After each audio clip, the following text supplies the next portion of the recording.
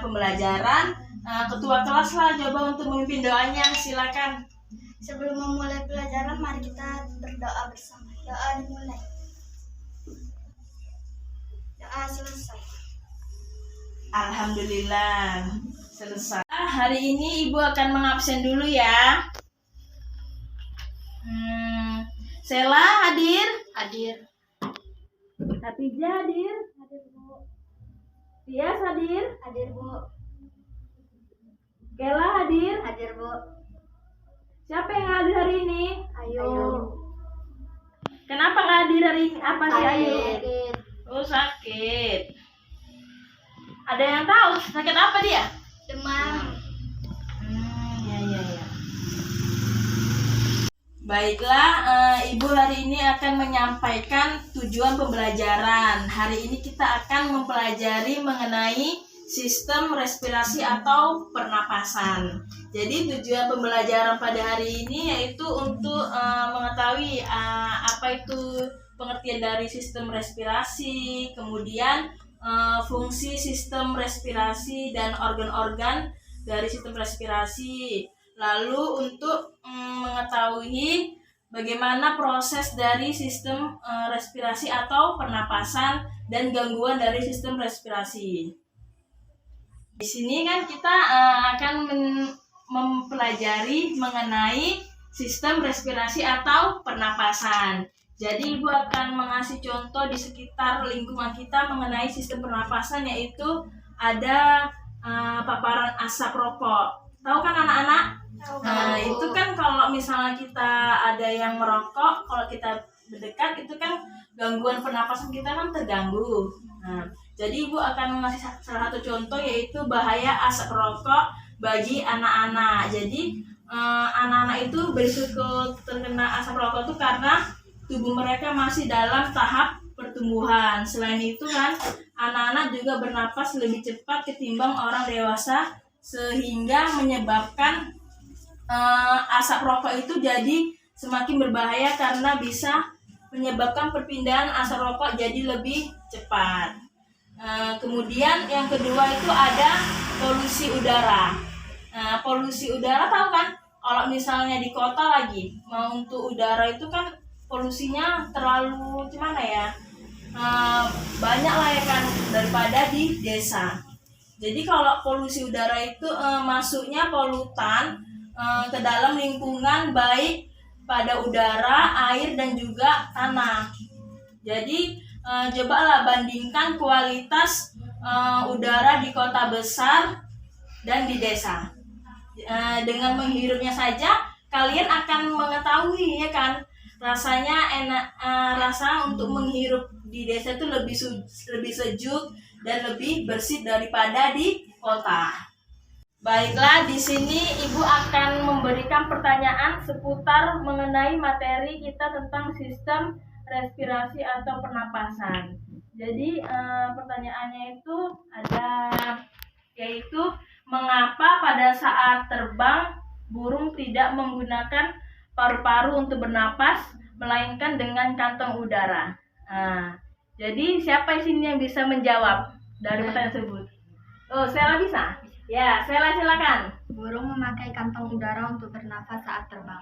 Karena saat mengepakkan sayap, gerakan otot sayap menekan paru-paru sehingga menghambat masuknya udara. Oleh karena itu, saat tidak terbang, burung menyimpan udara di kantong udara dan memakai kantong udara tersebut saat terbang. Ya, bagus jawabannya. Karena burung kalau memakai kantong udara itu untuk bernapas saat terbang, karena saat itulah dia mengepakkan sayap, gerakan otot sayapnya itulah dia menekan paru-paru sehingga untuk menghambat masuknya udara.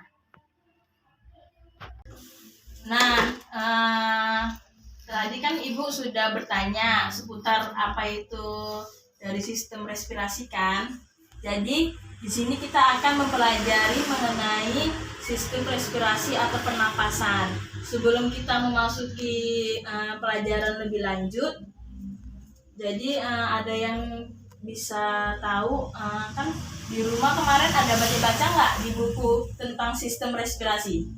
Ada, Bu. Sudah membaca? Sudah. materi tersebut? Sudah. Nah, ya udah, untuk sebelumnya Ibu akan mencoba dulu. Ada yang tahu tentang pengertian sistem respirasi? Saya, Bu. Ya, Tias coba. Pernapasan atau respirasi adalah peristiwa menghirup udara dari luar yang mengandung oksigen ke dalam tubuh serta menghembuskan udara yang banyak mengandung karbon dioksida sebagai sisa dari oksigen keluar tubuh.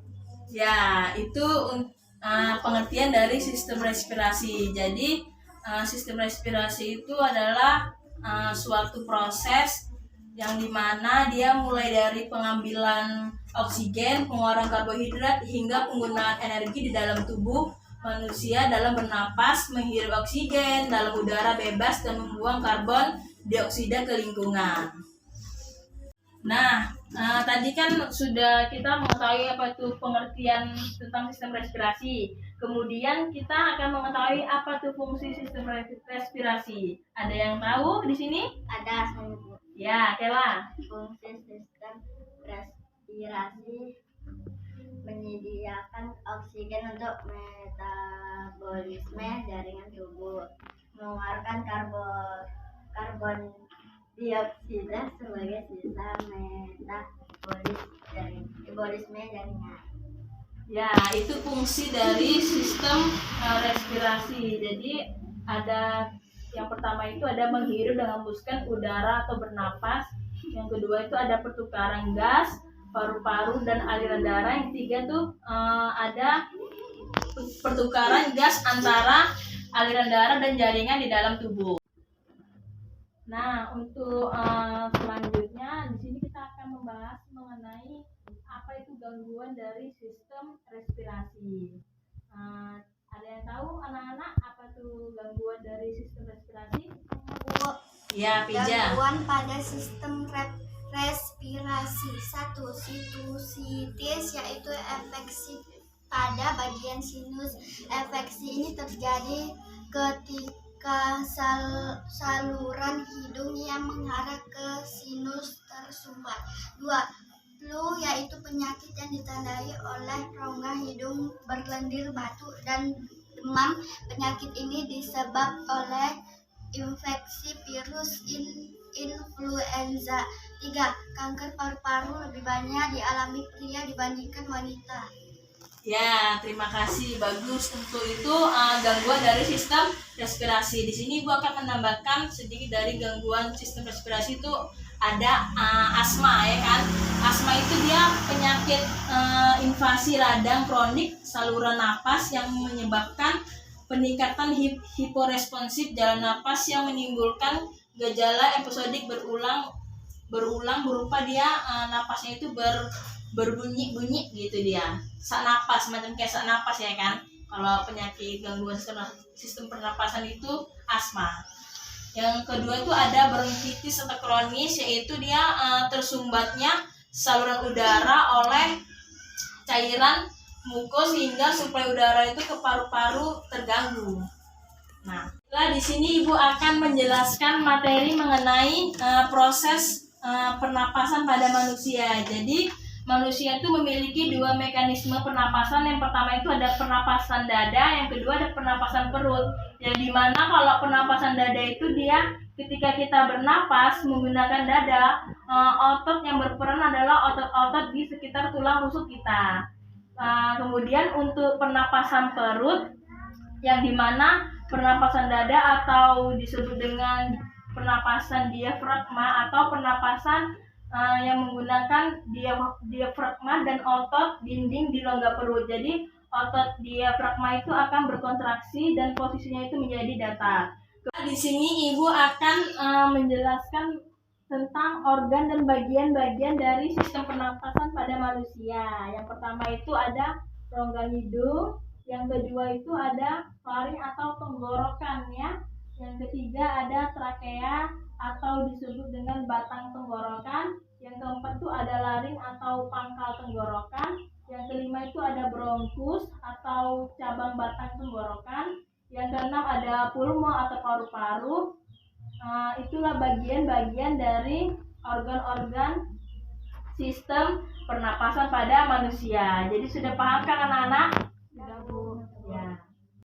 Baiklah, tadi kan kita sudah mengetahui apa-apa aja itu tentang pengertian sistem respirasi, organ-organ dan bagian-bagiannya, prosesnya, kemudian fungsi dari sistem respirasi. Nah, di sini Ibu akan membagikan 2 kelompok ya. Jadi untuk kelompok pertama itu ada Sela sama Tias. Kelompok 2 Tija sama Kela.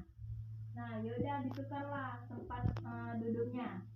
Pindah kelompok.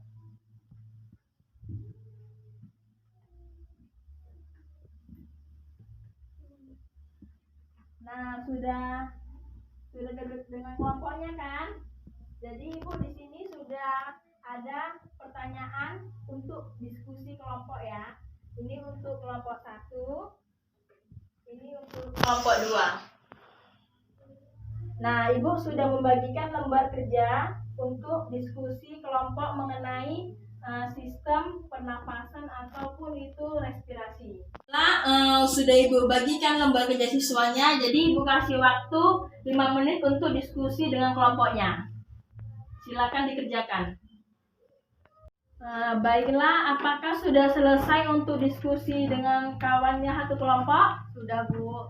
Ya, jadi untuk kelompok 1 lah untuk mempresentasikan hasil diskusinya.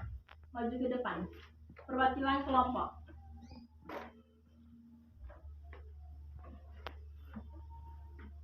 Baiklah, ini hasil diskusi dari kelompok 1, yaitu pertanyaannya. Menurut kalian apa yang menyebabkan seseorang cegukan dan bagaimana cara mengatasinya? Jawaban. Cegukan terjadi saat diafragma mengalami kejang tanpa disadari.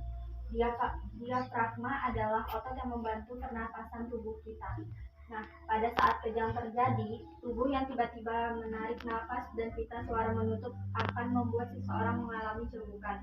Selain gangguan tersebut, cegukan juga bisa disebabkan oleh beberapa hal seperti makan terlalu banyak atau terlalu cepat. Cara mengatasi cegukan. Ada beberapa cara yang bisa dilakukan untuk mengatasi cegukan. Misalnya dengan menahan napas untuk beberapa saat atau bisa juga dengan minum air. Ya, terima kasih untuk kelompok 1 hasil diskusinya. Silakan duduk. Kemudian untuk kelompok 2 silakan untuk mempresentasikan hasil diskusinya. Baiklah, ini hasil dari kelompok 2. Mengapa virus corona dapat menyebabkan gangguan pada sistem pernapasan, lalu apa yang harus kita lakukan agar terhindar dari penyakit tersebut? Jawaban. Virus corona bisa menyebabkan gangguan pada sistem pernapasan karena virus tersebut bisa menyerang organ sistem pernapasan manusia seperti tenggorokan dan paru-paru. Nah, agar terhindar dari COVID-19 yang disebabkan oleh infeksi virus corona. Ya, terima kasih untuk kelompok 2 yang sudah mempresentasikan hasil diskusinya mengenai pertanyaan yang sudah Ibu bagikan. Silakan duduk. Nah, jadi apa yang harus kita lakukan agar terhindar dari penyakit tersebut? Nah, sekarang ini kan kita sedang terkena wabah COVID-19. Jadi, selain kita harus menjaga daya tahan tubuh kita dengan menerapkan pola hidup sehat, selain itu kita harus menerapkan protokol kesehatan dengan ketat, misalnya selalu menggunakan masker, mencuci tangan, dan menjaga jarak. Baiklah, tadi kan sudah mempresentasikan hasil diskusinya, ya kan? Kemudian di sini ada yang bisa menyampaikan kesimpulan pada materi pada hari ini? Saya, Ya, Sela silakan. kesimpulan dari sistem pernapasan. Manusia bernafas dengan menghirup udara melalui hidung pangkal, tenggorokan atau faring, batang tenggorokan atau trakea, cabang tenggorokan atau bronkus, paru-paru atau pulmo. Setiap organ pernapasan tersebut bekerja sesuai dengan tugasnya masing-masing dalam mensirkulasikan udara masuk dan keluar dari tubuh sehingga melengkapi proses-proses sistem yang bekerja dalam tubuh manusia ketika beraktivitas maupun beristirahat. Manusia menghirup oksigen yang digunakan untuk pembakaran zat makanan di dalam sel untuk menghasilkan energi.